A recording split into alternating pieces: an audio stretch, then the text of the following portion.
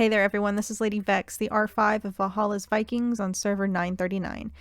I know everyone was expecting to hear the Radiocaster-esque voice of Guns from ZFG, but today I am here to teach you the expected responsibilities and actions of an R5, a titled R4, an untitled R4, as well as give some insight on how to use R3, R2, and R1 titles. Let's get into it.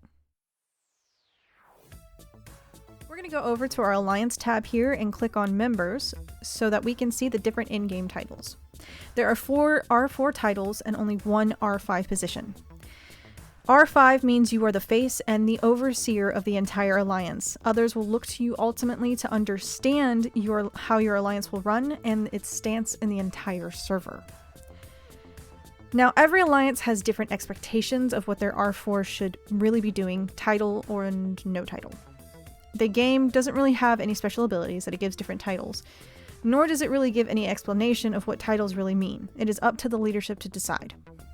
For instance, my butler is responsible for sending out an orientation message to any new members we receive. This orientation message explains our expectations of their contribution and their activity, as well as explaining our rules and the server rules. They answer any questions the new members may have and assist in learning the game. My warlord, which really speaks for itself, is our war strategist, while also being an advisor to players on how best to utilize their squads to give them the best power they can have.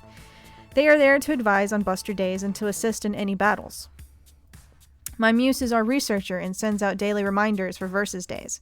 She looks up any new events and how they work so that she may teach other players how to excel in them and what to expect going into them, so that they're never overwhelmed, while also making sure that everyone knows how to best utilize their supplies for Versus Day to ensure that we secure a win for the day.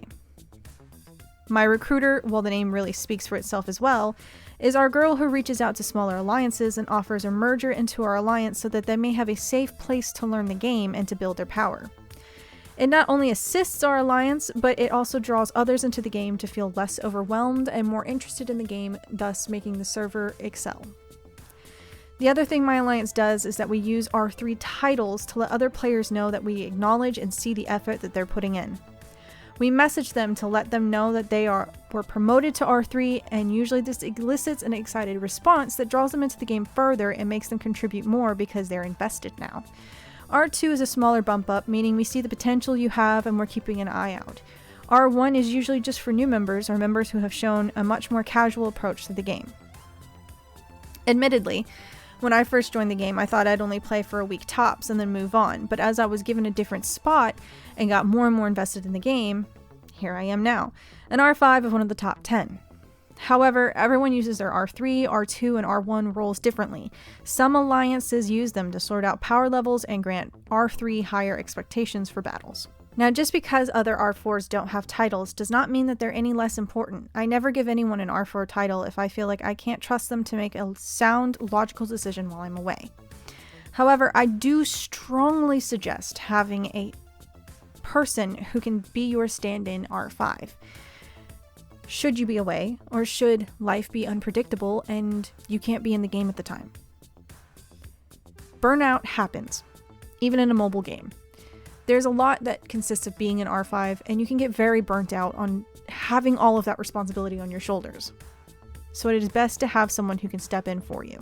In this case, Gotta Will, and I'll open my R4s here so you can see, Gotta Will is my R4.5, as I like to call him, meaning that if I am ever offline or I'm needing to take a breather, he knows without doubt that he can make the big decisions that I normally would and stand in for me. It's relieving to know that I have someone like that, as I am not stressing about being offline and letting my team down because I'm not there, because I know he has my back. That being said, I trust my entire team to have my back. We have built a little family in our leadership and our entire alliance, really, and it is very vital to have a healthy, strong relationship with your alliance. The responsibilities of an R5 are quite vast. We are expected to be very social inside the game and even out. Our server personally has several discords, one just for Valhalla's Vikings and one for the entirety of 939. It is a very good way to keep in contact outside of the game, so that any of your team can reach out to you if there's ever any issues while you're not online. Just like today, I had an in-game glitch where none of my messages would go through or send. It happens. This game is not fault proof. Any game is going to have glitches. So to have a way to contact you outside is a very good thing. R5s are the politicians of the Alliance. We are responsible for making merger deals, sister alliance agreements, allyship agreements, and for stepping in to defend our own in uncertain situations, while also making sure we get all the proof and details of any accusations. Being an R5 is really not for the weak of heart, and anyone who just wants to be an R5 to say they rule over others should not be an R5.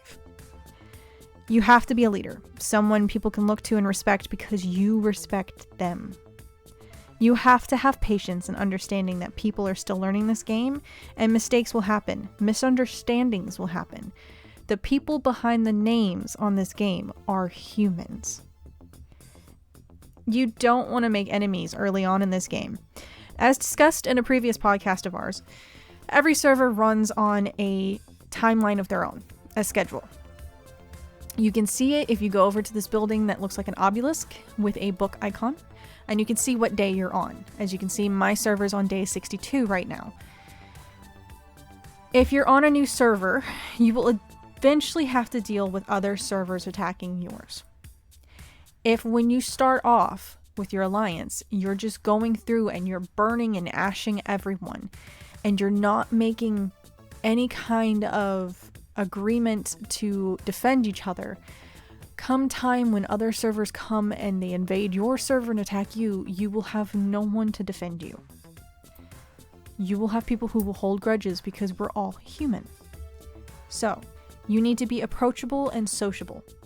You need to make it so people want to help defend you and yours. Make friends. Don't make enemies. As mentioned before, you are the face of your alliance. If others see you causing troubles constantly or being unapproachable in world chat or any other public chat, no one is going to want to help defend your alliance. No one is going to look out for you, and that is extremely important in this game. If this all sounds overwhelming and too much like a job for you, join an alliance. There are fantastic alliances out there. Not only in my server, but in other servers too. This game should be an escape and not another cause of stress in your life. So, let's go over some key points. Number 1, as an R5, you are your alliance. Everyone is going to look at you as an example of your alliance. Make it a good example. Number 2, have patience with others and be a good guide. Be understanding with players, not just in your alliance, but outside of it as well. Help other alliances with new tricks and tips that you've learned or new events so that the server may thrive as a whole. Number 3, make your players feel seen and listened to. Anytime a player has a complaint, listen to them and take their feelings into consideration. Make sure your team feels appreciated for all they do. Keep your relationship with your alliance healthy and strong. Number 4, don't light fires you can't put out. Wars are things that leave lasting wounds.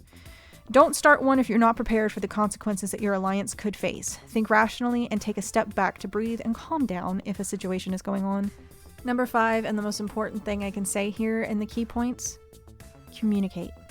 Communicate with your leaders, communicate with the entire server, all alliances, your alliance, everyone. Keep communication open at all times. Do not jump into something with anger and hatred immediately.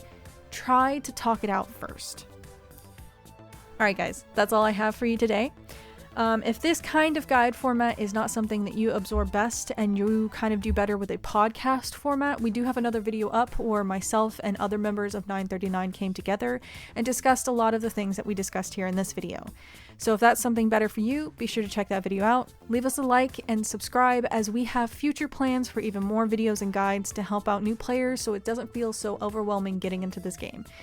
We have other videos coming up where we have started a new account so we can take you from day 0 on to maybe even the day that you're on now and tell you how to prepare best to get to where we are now in our server. So, I'll see you guys next time. Vikings conquer, Lady Vex out.